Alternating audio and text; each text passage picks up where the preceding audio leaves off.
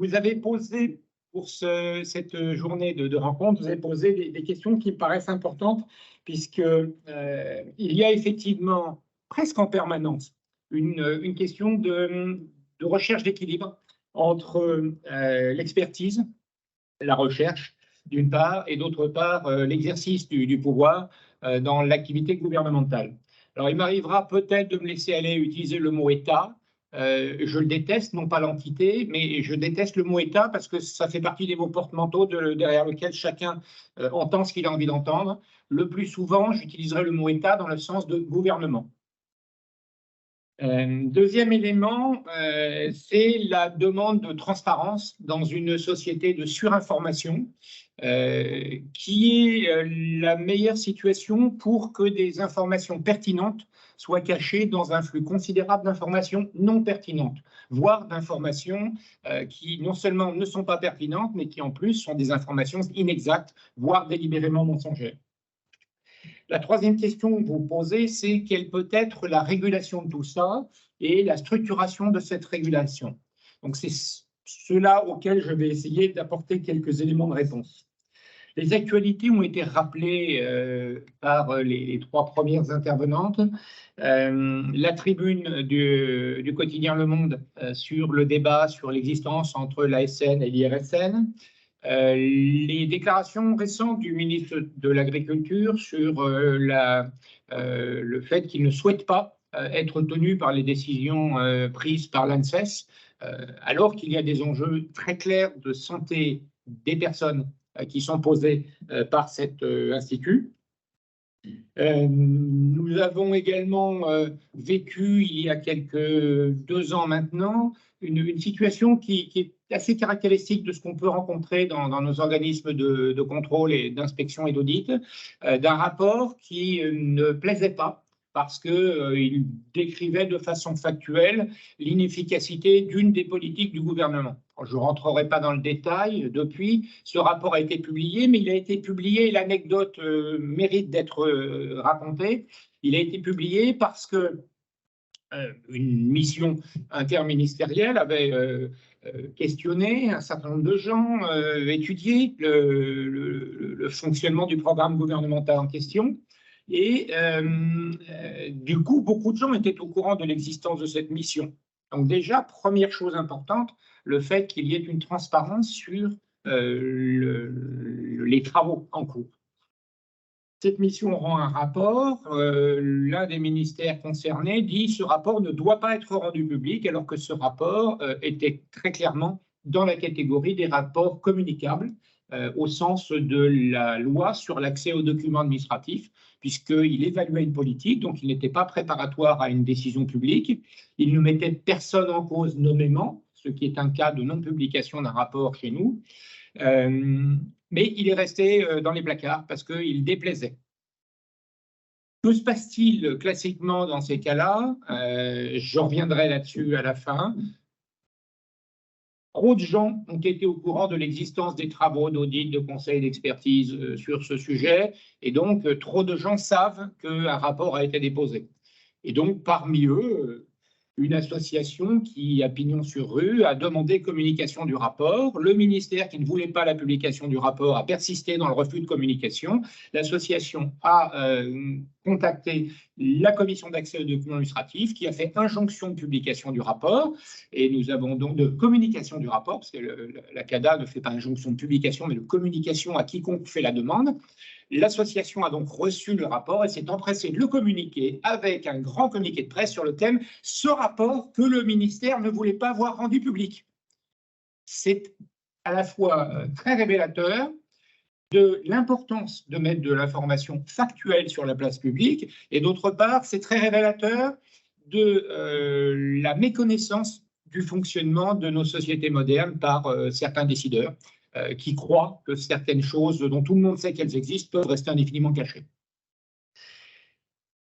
Le souci, par ailleurs, il est aussi, et ça a déjà été évoqué, dans la dépréciation de l'information à travers la montée des scepticismes en général. On est une société qui, même si elle ne se reconnaît pas telle, est fondamentalement nihiliste. Il n'y a plus rien qui vaille. Quand on nous parle de valeurs universelles, vous pouvez vous empresser d'expliquer que ce caractère universel des valeurs, en réalité, n'existe pas. Il n'y a plus aucune valeur universelle. Même la soi-disant Déclaration universelle des droits de l'homme et du citoyen, peu de gens le savent, n'a fait l'objet d'une validation formelle que par un très petit nombre des États membres des Nations Unies. Il y a même d'autres États qui ont organisé une autre déclaration des droits de l'homme et du citoyen à leur sauce. Sans parler de ceux qui considèrent que de toute façon, il n'y a pas besoin de droits de l'homme et du citoyen, mais ça, c'est autre chose. Donc, nous avons cela. Nous avons également la montée du complotisme. Le mot a déjà été prononcé dans cette matinée. Je ne parlerai pas d'alterscience, mais on est quand même dans des situations où on peut vraiment se poser des questions. Et je prendrai un autre domaine à titre d'illustration. L'historien Fernand Braudel rappelait que les spécialistes de la monnaie fiduciaire savent très bien que la fausse monnaie chasse la bonne.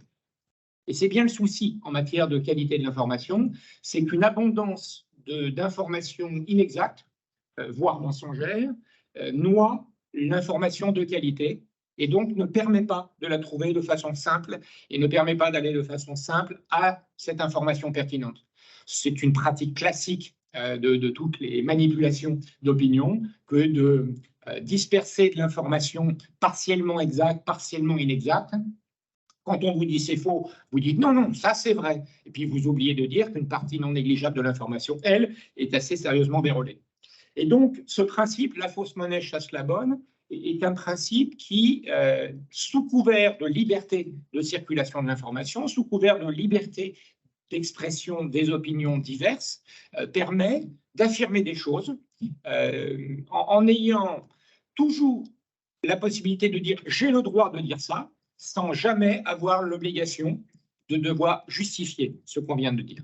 Et donc, on est d'une certaine manière en train de payer un des fonctionnements classiques de nos sociétés qui se veulent libérales, qui est une liberté irresponsable. C'est-à-dire qu'on aura tout faire et on a le droit de ne pas assumer la moindre des conséquences de ce qu'on fait. Ne me dites pas que c'est que dans le domaine de l'information, vous trouverez tous assez aisément d'autres domaines dans lesquels des gens clament leur droit à leur liberté d'eux et s'empressent de disparaître lorsqu'il s'agit d'assumer les conséquences de ce dont ils ont réclamé. On a une société qui est également assez surprenante par son besoin de certitude.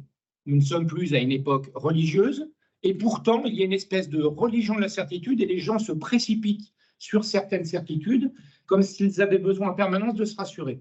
Et les sciences sociales montrent très bien que ce besoin de certitude introduit un biais cognitif majeur à partir du moment où une démonstration ou une information vient conforter votre opinion, vous la jugez a priori comme plus valable qu'une information qui viendrait au contraire déstabiliser votre opinion. Et c'est très important dans le mode de compréhension, d'où l'importance régulièrement de revenir aux fondamentaux. Le dernier point sur lequel je voudrais insister, les deux derniers points sur lesquels je voudrais insister, toujours en introduction de mon propos, c'est que cette demande sociale de certitude, cette demande sociale d'assurance tout risque, que font les pouvoirs publics? Dès qu'il y a un problème, c'est que font les pouvoirs publics? C'est très français, mais ça n'est pas que français. Ça s'accompagne également, et ce n'est pas totalement contradictoire, d'une baisse du consentement à l'impôt et au respect de la norme. C'est logique, société dominante de plus en plus individualiste, donc tout ce qui est à moi et tout ce qui est aux autres est susceptible un jour ou l'autre de m'appartenir ou de se mettre à mon service. Et je ne vois pas pourquoi je paierai des impôts. En revanche, je sais très bien pourquoi j'exige que l'État vienne s'occuper de moi et m'assurer contre tous les risques qui peuvent se produire, même si je me suis moi-même volontairement exposé au risque. C'est une des situations assez extraordinaires qui fait que on parle souvent de catastrophes naturelles, mais si vous y réfléchissez bien, une grande partie de ces catastrophes ne présentent pas du tout un caractère catastrophique tant elles sont prévisibles. Et d'autre part, une grande partie de ces événements sont d'autant moins naturels qu'en réalité, ils dépendent en grande partie de causalités qui sont assez largement d'origine anthropique. Donc, on est aussi assez fréquemment dans le mensonge de la qualification, c'est-à-dire qu'on est en train de voir se développer, mais ils ont toujours existé de toute éternité, simplement ils ont été mieux formalisés par Orwell dans le courant du XXe siècle, de mal qualifier les choses de façon à commencer le mensonge dès la façon dont on utilise la sémantique. Là encore, c'est une des grandes méthodes de propagande qui a été remarquablement théorisée par le docteur Goebbels, et qui est que tout cela, on a le droit d'en faire ce qu'on veut. Toute l'information, on a le droit d'en faire ce qu'on veut. Et un tout dernier point, eh bien, c'est la perte de crédibilité de la parole publique. Vous avez tous en mémoire, même si c'est totalement inexact, qu'un jour, un professeur réputé spécialiste de la chose nucléaire a déclaré que le nuage de Tchernobyl n'avait pas passé les frontières françaises. Vous ne retrouverez pas cette déclaration, elle n'a pas eu lieu. En revanche, un certain nombre de déclarations publiques à l'époque ont laissé entendre que la France était indemne de radiation. J'ai passé 4 ans en Alsace au début des années 2000, ils en rigolaient encore en disant s'il y a une explosion nucléaire, il faut qu'on regarde la télé allemande et pas la télé française. Parce que la télé allemande, elle avait dit très exactement tout ce qu'il fallait faire du fait de la propagation des radiations de Tchernobyl, alors que la télé française expliquait que circuler, il n'y a rien à voir, il n'y a pas de problème. Donc cette perte de crédibilité de la parole publique a été très bien démontrée, à tel point que en cas d'accident, en cas de catastrophe réelle, on s'attend à ce que les gens ne respectent pas les consignes publiques. On s'attend notamment, en cas d'explosion de type Seveso ou de type nucléaire, on s'attend à ce que les gens se précipitent sur la voie publique pour aller régler tous les problèmes qu'il y a à régler, les enfants à chercher à l'école où normalement toutes les consignes c'est de les garder confinés et de partir en encombrant les routes et en gênant donc l'intervention des secours, voire en s'exposant soi-même aux nuages chimiques ou aux nuages radioactifs. Donc on a une perte de crédibilité de la parole publique qui est également un vrai défi pour nos sociétés. Je terminerai en vous rappelant cet extraordinaire porte-parole du gouvernement qui, avant l'élection de son candidat favori, avait déclaré « de toute façon, s'il faut mentir pour le défendre, je mentirai ». Et on nomme ça porte-parole du gouvernement, c'est-à-dire qu'on nomme quelqu'un qui a explicitement dit que s'il y avait besoin de mentir, on ne se gênerait pas. Là encore, le rapport du pouvoir à l'information est assez intéressant quand on observe ce genre de choses. Rentrons donc un peu plus dans le vif du sujet, et j'espère ne pas vous avoir lassé avec ce long propos liminaire. Les défis de régulation des risques de catastrophe ou des enjeux environnementaux sont importants parce qu'on est dans des domaines de complexité et d'incertitude. Là où il y a une demande de simplisme et de certitude. Et donc, comme les risques de catastrophe, de vraies catastrophes, sont par définition complexes et incertains, complexes dans leur mode de survenance et incertains dans leur modalité, leur ampleur et leur calendrier, les causes de catastrophes peuvent être multiples, les conséquences difficilement prévisibles. J'autorise. Et les éventuelles chaînes de causalité complexes. C'est vrai que résoudre un problème simple, on l'a tous vécu quand on a fait des études, c'est très agréable, alors que se prendre la tête pour résoudre un problème complexe, ça nécessite quand même un tout petit peu plus d'investissement et nous sommes tous fondamentalement peu ou prou paresseux. Et donc, cette complexité, cette incertitude rend l'exercice du pouvoir d'autant plus difficile à une époque où le développement de l'éducation a permis aux gens de comprendre, ou en tout cas d'avoir les moyens de comprendre la majeure partie des choses qui leur arrivent. On n'est plus à l'époque où les autorités morales qu'étaient le maire, l'instit et le curé pouvaient suffire dans un village à assurer la paix sociale parce qu'ils savaient, eux. Je prends l'exemple communal qui est cher à notre pays, qui n'arrive pas à se débarrasser de ses 36 000 communes, mais on pourrait prendre ça à des échelles un peu plus importantes. La deuxième chose, c'est les enjeux dans une société qui donne une part très très importante au caractère économique des décisions, ce sont les enjeux de coût. Et par rapport au risque de catastrophe naturelle, comme d'une manière générale par rapport à l'enjeu environnemental, les mesures préventives sont des mesures qui généralement sont considérées comme très coûteuses. Elles sont d'autant plus considérées comme coûteuses que ce sont par définition des investissements et donc des mesures, des dépenses faites aujourd'hui qui auront des effets à terme. Nous connaissons tous les échelles de temps. Pour le décideur, généralement une personne élue, l'échelle de temps, c'est ma prochaine réélection. C'est une échelle de temps qui, en plus, raccourcit au fur et à mesure qu'on se rapproche de l'élection. La plupart des grands enjeux sont des enjeux de long terme, mais qui nécessitent des décisions de l'immédiat ou en tout cas du court terme, des investissements. Or, nous sommes un pays qui a une culture économique très faible, même dans ce splendide bâtiment de l'Université Paris-Dauphine où l'université honore la science économique d'une façon tout à fait remarquable.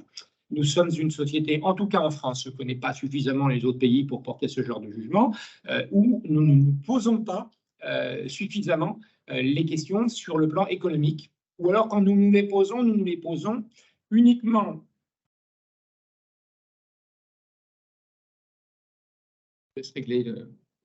nous les posons uniquement en termes trop simples. Combien de personnes en France sont capables de faire la différence entre un bénéfice et un chiffre d'affaires?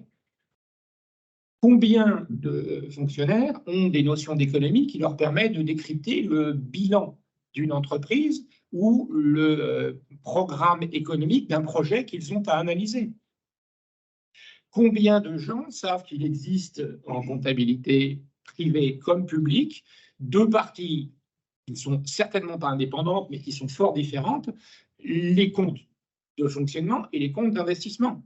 Quand on nous parle en permanence de déficit, sans jamais nous dire si ce déficit il est justifié par des investissements ou par des dépenses de fonctionnement, nous avons quelques soucis. Notre grand voisin et ami de l'Est, l'Allemagne, a une règle d'or qui dit qu'un budget ne peut pas être en déficit dans sa section de fonctionnement, ce qui n'interdit nullement l'investissement, mais qui évite qu'on fasse payer les dépenses d'aujourd'hui par les contributeurs de demain, contributeurs qui sont généralement des contribuables.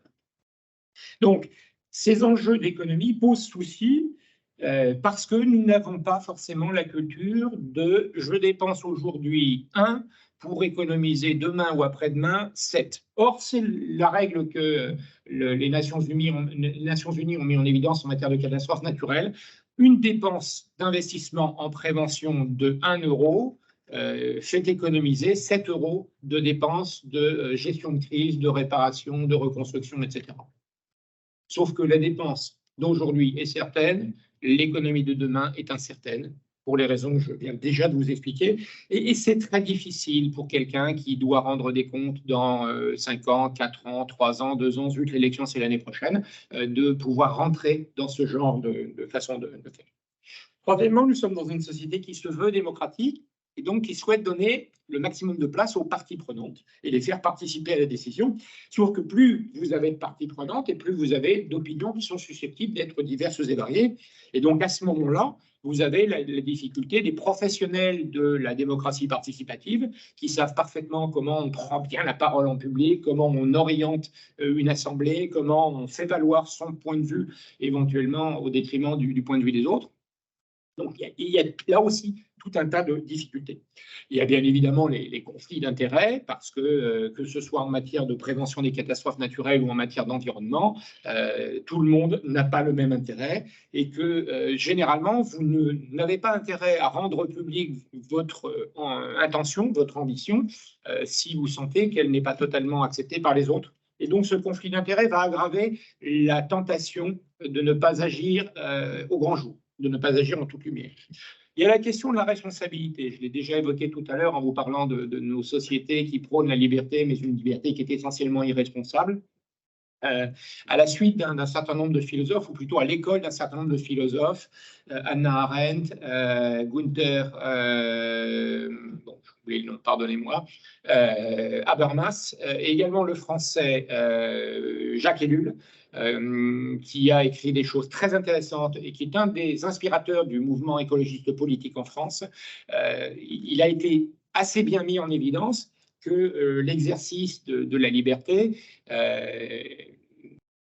peut facilement tourner à ce que Karl Marx, que je n'encense pas forcément de façon systématique, décrivait comme la liberté du renard libre dans le poulailler libre. Cette question de responsabilité est fondamentale. surtout en matière de catastrophes naturelles, parce qu'immédiatement, il y a appel aux assurances. Hier matin, France 2, journal de 7 heures, on nous expliquait que le problème du dérèglement climatique, c'est que les assurances allaient devoir payer. Ben non. Non, parce que les assurances, elles payent pour des risques, pour des événements aléatoires. Elles ne payent pas pour l'occurrence de choses qui sont certaines, prévisibles, etc. Et c'est un des points que j'évoquais au départ. À partir du moment où vous mentez en qualifiant de catastrophes naturelles des choses qui ne sont ni vraiment des catastrophes ni vraiment naturelles, vous faites croire qu'il y a une promesse d'assurance. Et il y a un élu de Gironde qui vient de se mettre en route pour faire 650 km pour aller rencontrer les pouvoirs publics parisiens et qui dit « On ne nous reconnaît pas en catastrophe naturelle ». Quel est le problème de sa commune?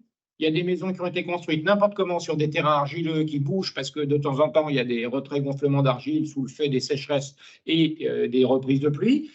On a eu la faiblesse de qualifier ça de catastrophe naturelle, mais ce n'est pas reconnu dans sa commune, donc il va demander aux pouvoirs publics nationaux, avec toute l'aura qu'on connaît dans notre pays royaliste, dans la sacralisation du pouvoir, comme si le président de la République guérissait encore les écrouelles au lendemain du sacre. On oublie que si le roi guérissait les écrouelles, il y avait une formule très précise qui disait « le roi te touche, Dieu te guérit ». Comme on s'est débarrassé de Dieu, le roi, maintenant, il ne peut plus guérir quoi que ce soit. Je reviens plus sérieusement à cette question de responsabilité. À chaque fois qu'on exerce sa liberté, on doit se mettre en situation d'assumer cette liberté sous la forme de la responsabilité quant aux conséquences de l'exercice de la liberté. Vous avez bien en tête que ce n'est pas forcément l'attitude la plus courante et que les responsables mais pas coupables sont en réalité des formules qui désignent qu'on n'a pas l'intention d'assumer sa responsabilité. Affaire du sang contaminé, là encore, bonjour. L'affaire du sang contaminé illustrait parfaitement ce type de difficulté entre la nécessité de faire lumière sur une affaire et la volonté surtout de ne pas avoir à en assumer les conséquences. Question de coordination également. Question de coordination parce que les pouvoirs publics ont la nécessité, pour gérer la complexité, d'aborder les choses d'une façon aussi collective que possible. La résistance au changement, qui est un facteur absolument fondamental de la nature humaine, peut être un petit peu plus marqué encore en France que dans d'autres pays, où nous sommes installés dans des situations, dans des avantages acquis, dans des privilèges dont nous ne fêtons jamais l'abolition au 4 août, parce que nous aurions bien trop peur que les privilèges d'aujourd'hui subissent le même sort que les privilèges de cette époque. Et donc tout ça, ça rend extrêmement complexe la régulation, ça rend extrêmement complexe les rapports entre le savoir et le pouvoir, entre le savant ou le sachant et le décidant. Dans ces conditions, quelle expertise indépendante, indépendante de qui ou de quoi, comment la construire? Les deux notions d'expertise et d'indépendance sont complémentaires et indissociables. Quelle expertise d'abord? Il faut de l'expertise. Il faut de l'expertise parce que la compréhension des phénomènes, la connaissance des événements et des possibilités d'évolution, la compréhension de ce qui risque de nous arriver, que ce soit en matière de catastrophe ou que ce soit en matière d'environnement, est absolument indispensable pour éclairer, au sens de mettre en lumière et éclairer le chemin, donc le double sens, l'action des pouvoirs publics, qui est une action qui normalement vise le bien commun et qui est une action qui est menée en notre nom à tous. Il faut le rappeler en démocratie, même si parfois ça s'oublie un petit peu. Et donc, le fait de mettre le décideur en situation d'avoir un chemin éclairé ou des chemins éclairés, normalement, doit améliorer la qualité de la prise de décision. Mais il ne s'agit pas d'apporter des opinions. Il s'agit bien d'apporter des faits sur la réalité des choses et sur les conséquences possibles des décisions qui seraient prises. C'est ce que, en matière d'évaluation de projet, on appelle l'évaluation ex ante. C'est-à-dire qu'on envisage par avance quelles sont les conséquences prévisibles des décisions qu'on va prendre. C'est un exercice qui est parfois difficile. C'est très clairement un investissement parce que quand on se pose la question ex ante des décisions qui vont être prises, on évite in itinere et ex post de s'apercevoir que la décision avait négligé tel ou tel aspect des choses. Et quand on a affaire à des systèmes complexes, et la nature, l'environnement sont des systèmes complexes, et les fonctionnements des catastrophes naturelles sont des systèmes complexes, une décision apparemment simple ne règle parfois qu'un aspect des facteurs, et du coup provoque une remise en état de ce facteur au prix ou au détriment de déséquilibres qui apparaissent par ailleurs. Dans une formation d'ingénieur des eaux et forêts, nous savons dans notre formation dès le départ qu'il faut imiter la nature et hâter son œuvre. C'est le principe qu'a dicté un vieux prof de sylviculture du 19e siècle. En particulier en ceci que quand on commence à toucher la nature, on dérègle quelque chose. Il y a des équilibres qui sont parfois des équilibres stables, parfois des équilibres instables. Les physiciens savent de quoi je parle. Et parfois, on croit régler quelque chose et en réalité, on aggrave le problème. Ça a été très bien démontré là aussi par Jacques Ellul dans un certain nombre d'ouvrages, mais en particulier dans son ouvrage sur la technique, où il expliquait que souvent, la technique consiste à régler un problème avec une technique en négligeant le fait que cette technique va créer d'autres problèmes. Je vous prends un exemple caractéristique. La chimie a connu des développements extraordinaires au 19e et au 20e siècle. Elle a permis d'améliorer considérablement la santé humaine, elle a permis d'améliorer la productivité agricole, que ce soit dans les cultures ou dans les élevages. Sauf qu'à l'arrivée, on se retrouve avec des PFAS, des polluants éternels, dont on ne sait plus quoi faire. Parce qu'on a réglé les problèmes, mais on a déréglé d'autres choses. On a utilisé des outils et on n'a pas vu, dans certains cas, on n'a pas voulu voir, mais dans la majeure partie des cas, c'est simplement qu'on n'a pas vu les conséquences que pouvaient avoir ces outils. Du coup, on a effectivement des molécules qui étaient considérées comme extrêmement puissantes, extrêmement pratiques, qui nous ont aidés à progresser. Encore que je me méfie énormément de cette notion de progrès dont on a fait à une époque une religion et dont on est vite revenu, parce que la chimie, c'est aussi le cyclone B. Et on arrive maintenant avec des molécules dont on ne sait plus que faire, mais qui sont partout. Le rapport sur les PFAS est public. On a eu un petit peu de difficulté à le produire. Alby Schmidt vous en parlerait bien mieux que moi, puisqu'il était un des co-rapporteurs de cette étude. Tout ce que vous avez toujours voulu savoir sur ces molécules extrêmement stables et donc très difficiles à craquer, et donc pouvant avoir des présences dans l'environnement humain par l'environnement industriel assez répandu, avec des conséquences assez graves sur la santé publique. Le rapport est très lisible et n'hésitez pas, si vous voulez vous faire peur, au lieu de lire des romans terrifiants qui ont besoin d'inventer des créatures invraisemblables pour vous faire peur, n'hésitez pas à lire le rapport de l'IGEDD sur les PFAS. Vous l'avez dit tout à l'heure, l'importance d'une expertise, c'est d'être connu et reconnu.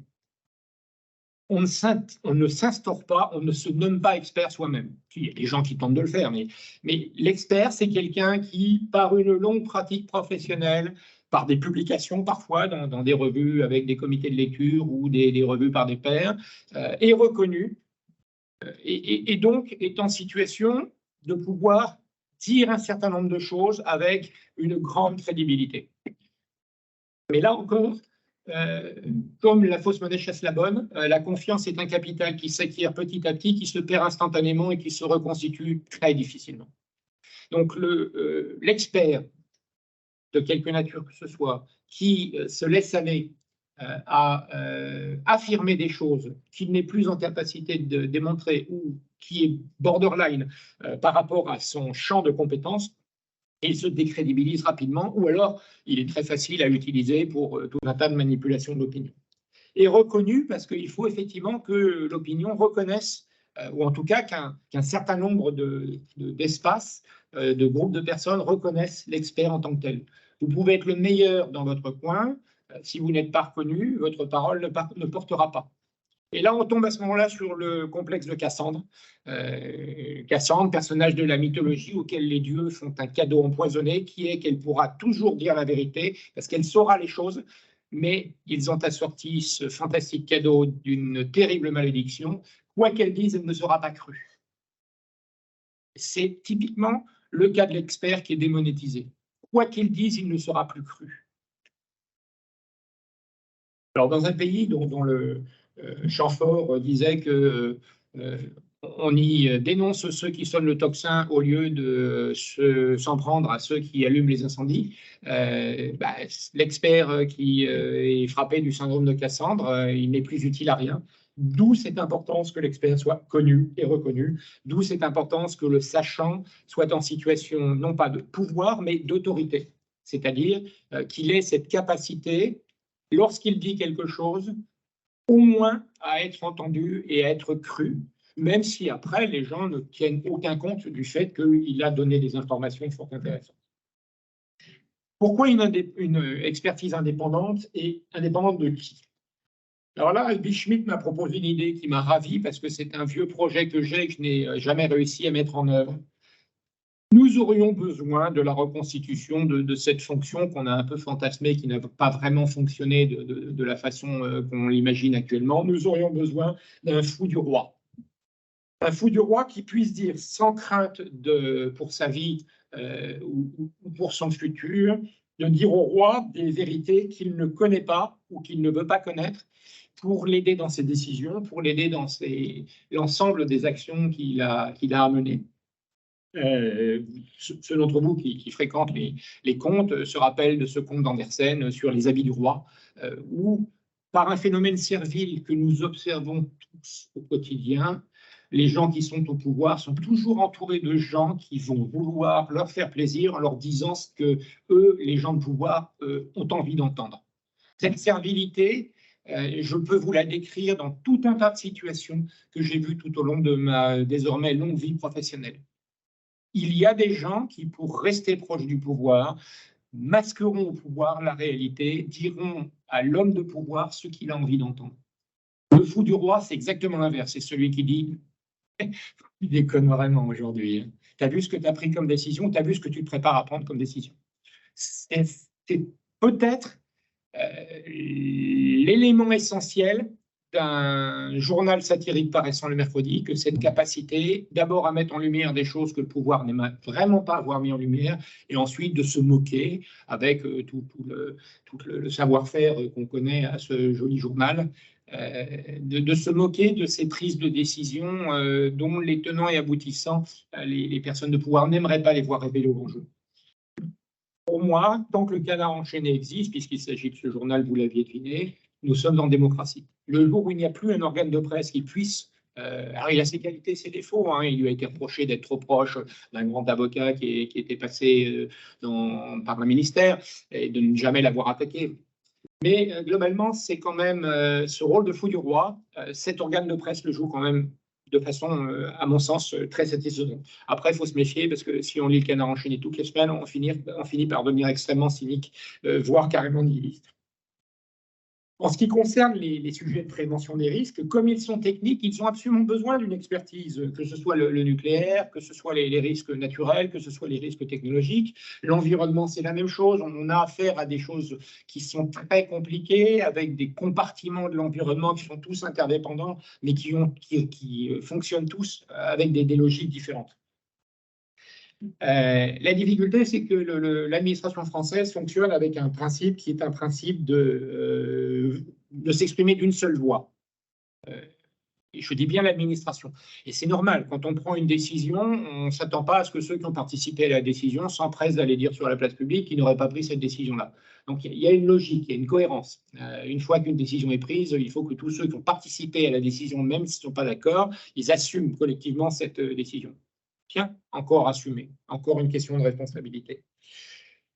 Nous avons dans nos fonctionnements démocratiques mis en œuvre au moins facialement le principe de séparation des pouvoirs qui avait été bien décrit par Montesquieu et qui est la séparation de 3 pouvoirs dans le schéma de Montesquieu, le pouvoir d'exécution, le gouvernement, le pouvoir d'érection de la norme, le Parlement, et le pouvoir de jugement. Et ces 3 pouvoirs, effectivement, d'abord évitent le face-à-face entre gouvernement et Parlement. Et c'est comme ça que, par exemple, ces derniers temps, on a vu fréquemment saisi le Conseil constitutionnel, qui est un peu le juge de l'équilibre entre le gouvernement et le Parlement, en tout cas sur un certain nombre d'aspects. J'aurais tendance, alors Churchill avait rajouté un quatrième pouvoir, qui est le pouvoir de la presse.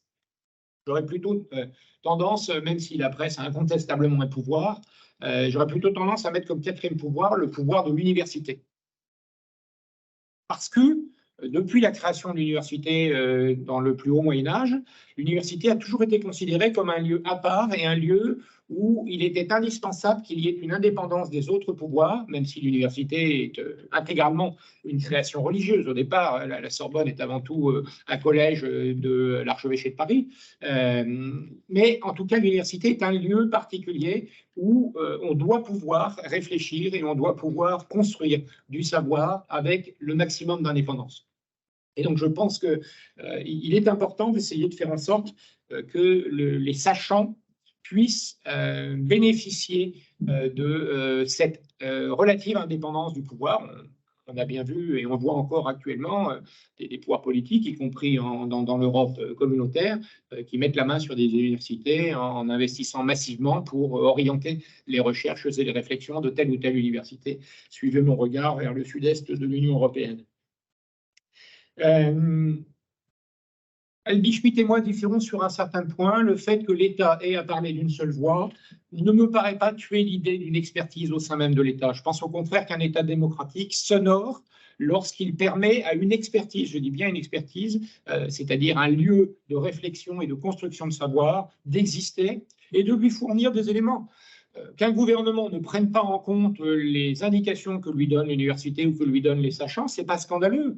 Il y a des circonstances où il faut prendre des décisions courageuses et pas forcément compréhensibles dans l'immédiat parce qu'elles s'inscrivent pour régler un problème et qu'elles s'inscrivent dans le long terme.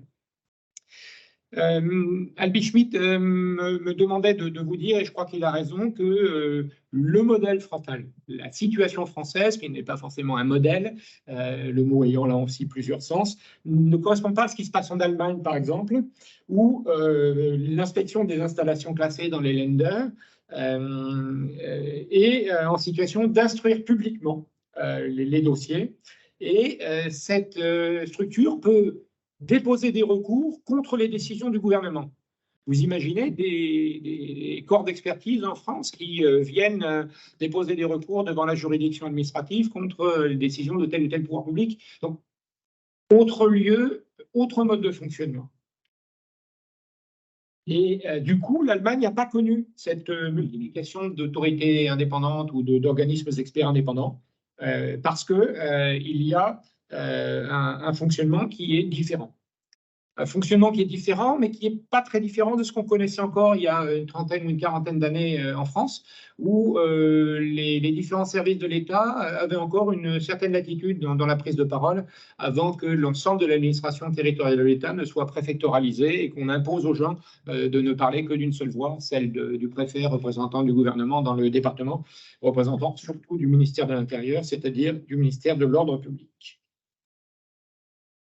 Les prises de position de l'État dans l'histoire ont montré que, avec Tchernobyl, que j'ai déjà cité, avec le dossier de l'amiante, avec le dossier de la chlordécone dans les Antilles françaises, avec l'affaire du sang contaminé, avec tout le débat actuel sur les pesticides et dans d'autres domaines, sur des situations à plus faible bruit, même quand il y a des enjeux sanitaires graves, y compris pour la santé humaine, il y a quand même quelques difficultés et que la parole de l'État, je vous l'ai déjà dit, manque de crédibilité quand elle n'est pas solidement étayée. Et du coup, le public a tendance, d'autant plus du fait de cette décrédibilisation de la parole de l'État, à chercher d'autres informations. Et nous savons tous combien sur le grand réseau international qui est Internet, il est possible de trouver des informations, mais qu'il est beaucoup plus difficile de vérifier les informations. Le public attend donc de plus en plus une expertise indépendante de l'État de façon à essayer de constituer un contre-pouvoir, même si dans un certain nombre de cas, le même public trouve que l'autorité indépendante ne donne pas l'expertise qu'il souhaiterait. Donc il y a là encore une attente très ambiguë. Comment est-ce qu'on peut construire cette expertise indépendante? Et j'en terminerai là et j'aurai presque tenu le temps qui m'était imparti, donc je n'aurai pas forcément tant de temps que ça pour des questions. Un homme seul est toujours en mauvaise compagnie. un expert seul ne vaut pas grand-chose.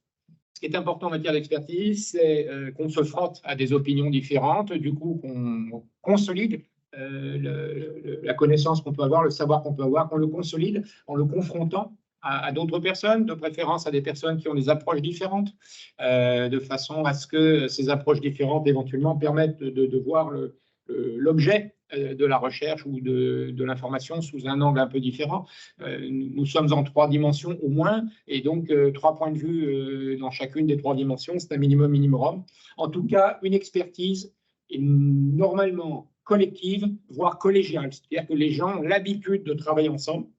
Et c'est d'autant plus important que des groupes, des réseaux d'experts fonctionnent et soient en capacité d'apporter des éléments d'éclairage, des lumières sur le chemin de ceux qui décident, que ce soit ceux qui décident en exécutant l'exécutif, le gouvernement, ou que ce soit ceux qui décident en érigeant les normes et donc le Parlement. La collégialité, le pluralisme de l'expertise, normalement garantit la qualité de l'expertise et garantit de ce fait une certaine indépendance, une certaine liberté de parole, à condition bien sûr que tout le monde assume la collégialité et le caractère collectif de la chose, et que ceux qui ne voient pas leur point de vue retenu comme point de vue final ou comme point de vue majoritaire ne s'empressent pas de se dissocier de la décision qui a pu être proposée. Quelle forme ça prend dans notre institution à l'IGEDD, dont je vous ai peu parlé parce qu'on n'a rien d'exceptionnel et qu'on ressemble un petit peu à tous les corps d'audit, de contrôle et de conseil. Formalisation des commandes ministérielles. Nous ne travaillons que sur une lettre de commande écrite et généralement nous négocions les lettres de commande. Nous les négocions au sens que dès le départ, nous disons non, la façon dont vous posez le problème ne nous paraît pas être la bonne façon de faire. Donc dès le départ, on essaye d'amender les lettres de commande. Ensuite, les missions sont cadrées par une note de cadrage qui dit dès le départ que les missionnés disent dès le départ, dans laquelle les missionnés disent dès le départ la façon qu'ils envisagent de travailler, ce qui facilite le travail du suivi ultérieur. Quand c'est nécessaire, nous mettons en place des comités des pairs, en essayant là encore de trouver le maximum de compétences diverses. Nous avons une charte de déontologie et de qualité qui est publique, qui nous est opposable. Cette charte de qualité prévoit normalement que tous nos rapports sont publiés dans un délai de 1 mois après leur remise aux commanditaires, sauf opposition expresse et motivée de ces commanditaires. Nous avons du mal à faire vivre cette règle, puisque régulièrement on nous dit non, ne le publiez pas tout de suite, parce que là on voudrait communiquer sur tel truc, et donc ça va brouiller la communication gouvernementale, et bon. Nous avons des problèmes à faire vivre notre propre charte de qualité. Les relectures des rapports par des personnes qui n'ont pas participé à la mission, la supervision des rapports par d'autres personnes qui, elles non plus, n'ont pas participé à l'émission, la liberté de publication à laquelle je tiens beaucoup et que j'essaye de défendre bec et ongle tant que je suis dans ce service, me paraissent être des éléments fondamentaux pour assurer le travail de qualité que nous voulons faire. En ce qui concerne l'autorité environnementale et les missions régionales de l'autorité environnementale, qui émettent des avis dans le cadre des directives européennes transcrites dans le Code de l'environnement, pour que les décisions publiques, notamment les décisions d'aménagement, qui ont des conséquences environnementales, fassent l'objet d'une évaluation, autorité environnementale, évaluation, eh bien, ça fonctionne avec des rapporteurs. Le rapporteur est rarement seul. En général, ce sont 2 rapporteurs qui vont examiner le dossier à fond, qui vont proposer un avis. Et l'avis va être scanné, décomposé, disséqué de façon collégiale. Et donc, c'est l'ensemble, là encore, d'un collège de membres de l'autorité environnementale ou de membres de la MRAE qui vont émettre l'avis final qui devra obligatoirement être dans le dossier d'enquête publique, sinon le dossier d'enquête publique peut être attaqué de façon assez facile. Voilà, j'ai été beaucoup plus long que ce que je pensais, mais finalement j'avais beaucoup plus de choses à vous dire que ce que je croyais. En guise de conclusion, je pense qu'il faut réaffirmer la séparation des pouvoirs. Le sachant doit pouvoir dire l'état de la connaissance sans être inquiété. Et le gouvernement ou le Parlement doivent pouvoir décider sans être tenus par l'état de la connaissance, sous réserve que la connaissance soit rendue publique et, bien évidemment, vous m'avez déjà entendu sur le sujet, que le décideur assume la responsabilité de sa prise de risque. Il n'y a pas de responsabilité, de liberté sans responsabilité. Ça me paraît fondamental. Voilà, merci beaucoup de votre attention. Pardonnez-moi de ne pas avoir laissé plus de place que ça aux questions. Je ne veux pas perturber l'ordre du jour. Et donc, je vous remercie de votre attention. Et comme je vous l'ai dit, je filerai en fin de matinée. Et vous ne m'applaudissez pas parce qu'il n'y a pas lieu de m'applaudir.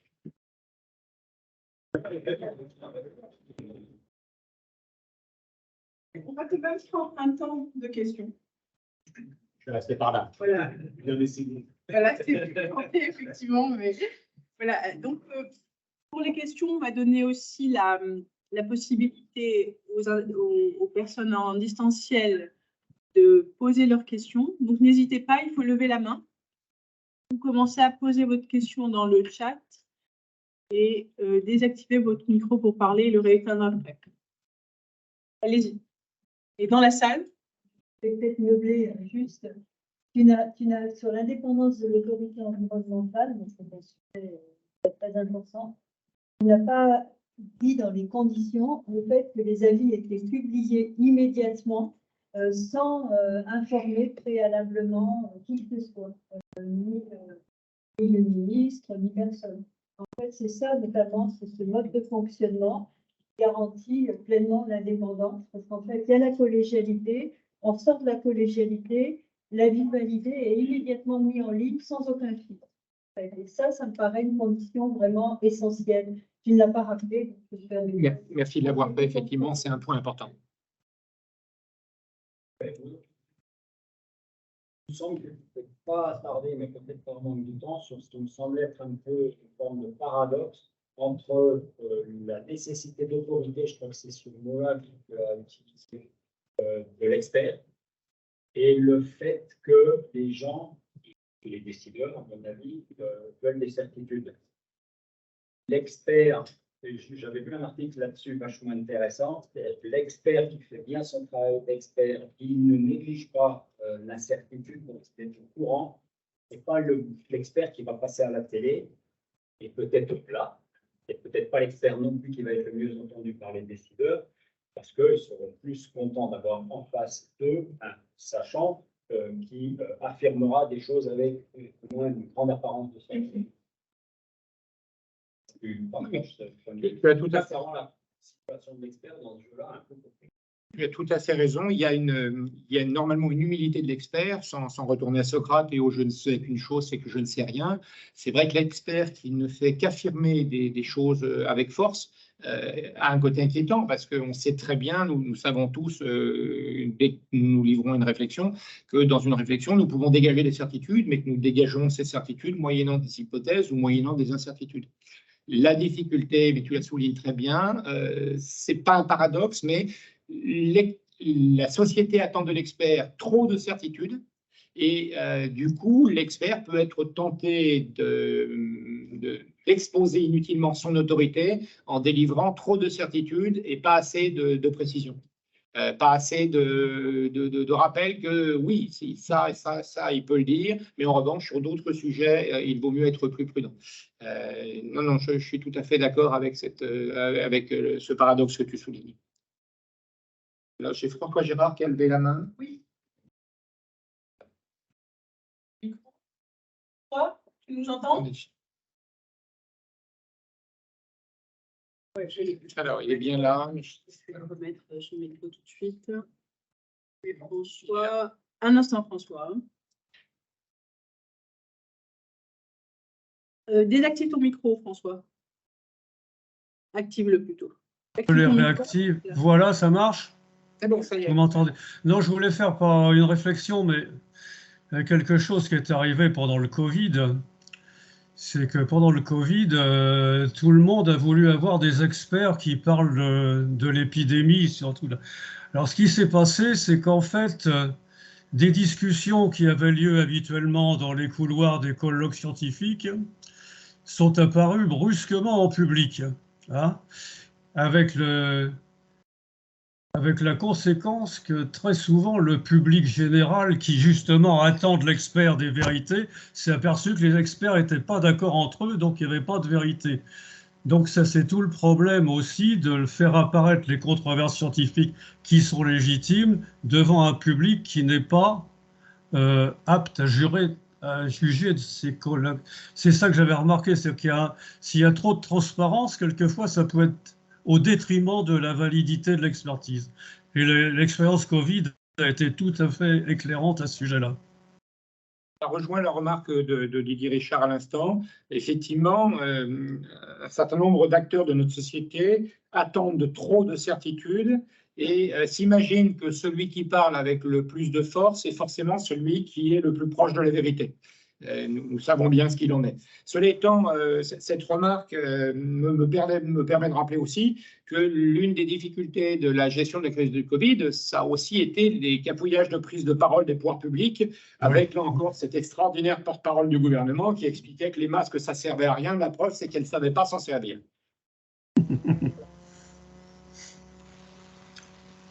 Il y avait une personne là-bas? Non? Oui.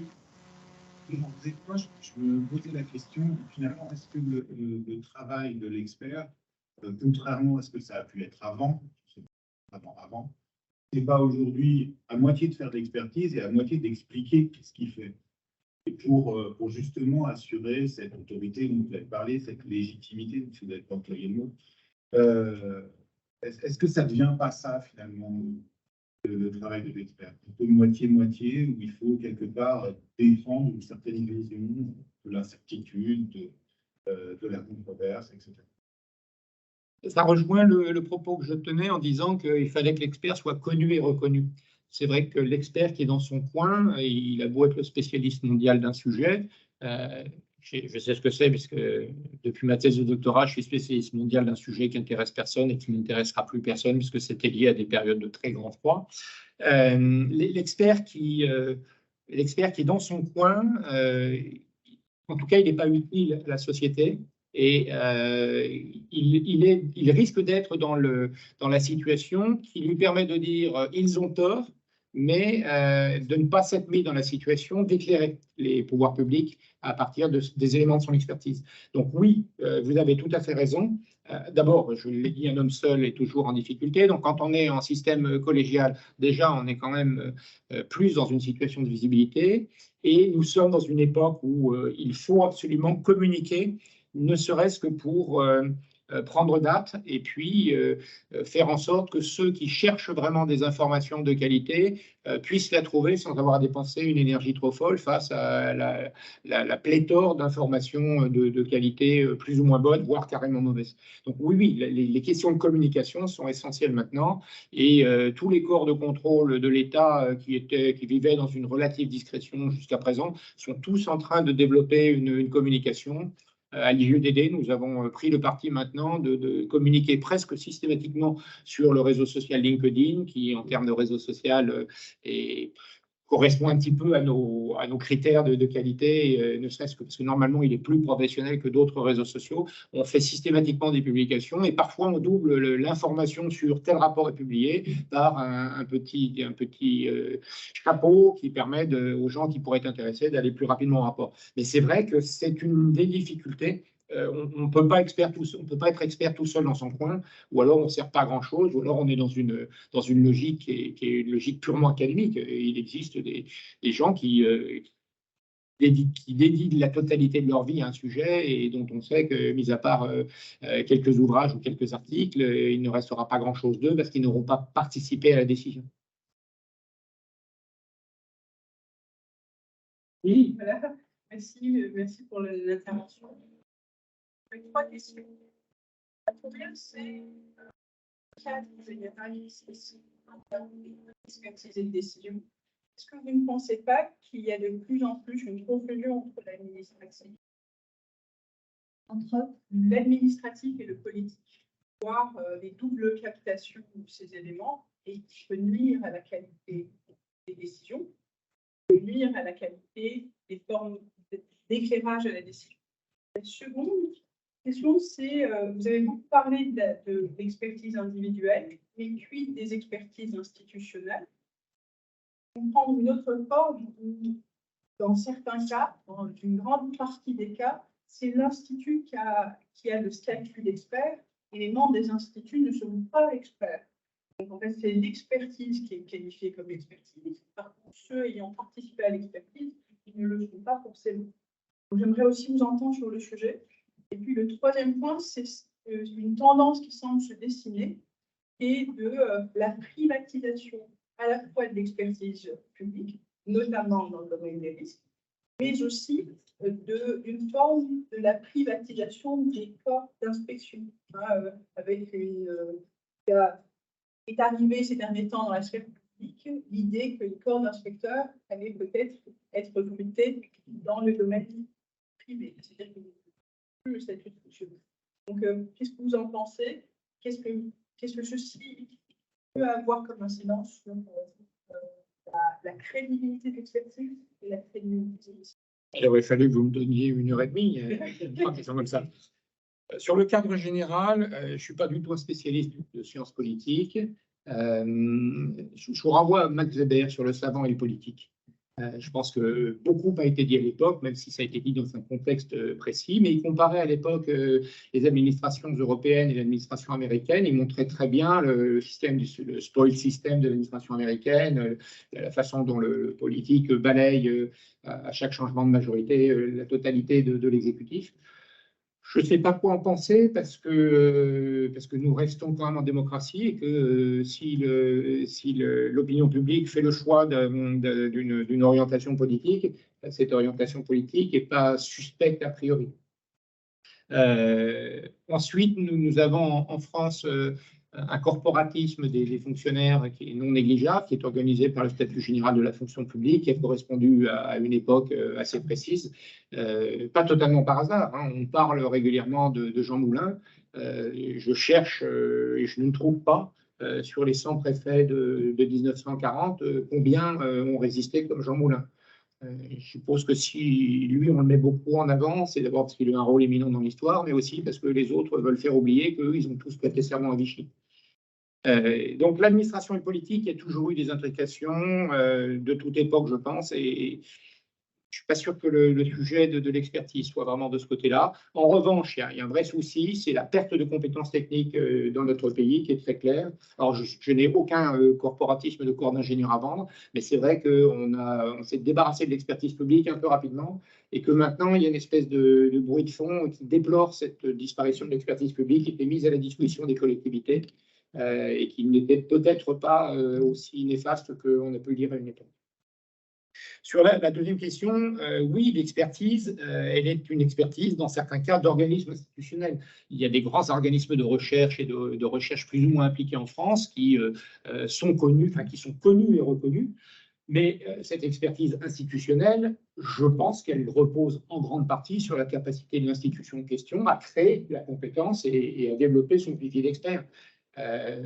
Sur un certain nombre de sujets, vous avez beau être l'INRAE, vous avez beau être le CEREMA, vous avez beau être l'IRSN, si vous n'avez pas au sein de vos équipes des gens qui ont cette compétence, assez rapidement, vous apparaîtrez comme une coquille vide qui affirme des choses, mais qui affirme des choses sans être capable de les étayer suffisamment sérieusement.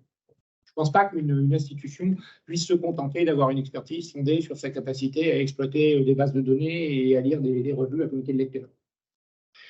Le troisième aspect des choses, c'est la privatisation. Nous avons commencé à l'IGEDD, comme beaucoup d'autres services de l'État, depuis 7 ans, à recruter plus de contractuels et moins de fonctionnaires. La question est de savoir si il est absolument indispensable d'être protégé par le statut général de la fonction publique pour exercer certains métiers ou pas. Honnêtement, j'en sais rien. J'ai commencé ma carrière dans un établissement qui gère un quart de la forêt française et qui ne recrute plus que des salariés de droit privé depuis 4 ou 5 ans maintenant. Je n'ai pas vu la forêt française s'effondrer pour autant. En revanche, ce qui est clair, c'est qu'ils sont beaucoup moins bien payés. Donc, ils ont perdu sur les deux côtés, à la fois sur la sécurité de l'emploi et sur le côté rémunération. Mais je n'idéalise pas non plus le statut de la fonction publique parce que, certes, avoir un statut comme le statut de la fonction publique, ça donne une certaine sécurité, mais est-ce que ça donne vraiment une indépendance? J'ai vu des gens qui, dans le privé, étaient moins serviles qu'un certain nombre de fonctionnaires que j'ai vus et qui, pour avoir une belle carrière et recevoir l'eau froide et l'eau chaude à leur boutonnière, étaient prêts à toutes les turpitudes possibles et imaginables. Je pense que c'est un faux débat et en tout cas, ce n'est pas forcément un débat qui est vraiment important dans le cadre de votre réflexion aujourd'hui. Je pense que les moyens de la recherche, je pense que la possibilité de poursuivre un travail de recherche sans être inquiété au motif qu'on a dit quelque chose qui ne plaisait pas au pouvoir, ça, c'est des réalités. Mais pour le reste, j'embarquerai pas dans la discussion la totalité du débat sur administration et politique et sur privatisation ou pas. Le secteur privé, le secteur public ont chacun leurs avantages et leurs inconvénients. Et dès que quelqu'un prétend que l'un vaut absolument plus que l'autre, il m'inquiète, quel que soit le sens.